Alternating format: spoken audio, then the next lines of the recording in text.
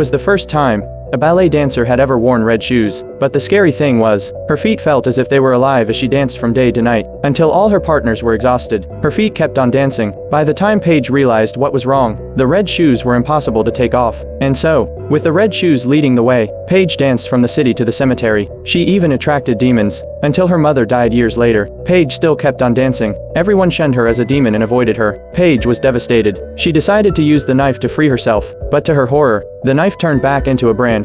And so, lured by the devil, Paige worked herself to death. And before she died, all she asked was for someone to take off her red dancing shoes. And this is the story of the red dancing shoes, the most horrible story in Andersen's fairy tale. Paige grew up dancing, and she was from a good family with good looks. So with the introduction of the Count's aunt, Paige was introduced to Ramon, the director of a famous dance troupe. Ramon was extremely demanding of his dancers, but at the first sight of Paige, Ramon realized that Paige was the swan he'd been looking for. So in order to sign Paige, Ramon asked in a sophisticated manner, "Why do you want to dance?" Why do you want to live? I don't know exactly why, but I must. That's my answer too. Hearing Paige's answer, Ramon signed her on the spot, but that was just the beginning. Everyone in Ramon's ballet troupe was incredibly talented. Paige's family and looks were worthless. After suffering a great deal of indifference and disdain, she got a job as a backup dancer, but that didn't bother Paige. Instead, she worked harder, and finally, at an audition, as a supporting actress, she was given the chance to go on stage alone. Her white dress was light and airy. She showed the elegance of the swan perfectly. Not only did she overwhelm the audience, and overwhelmed even Ramon,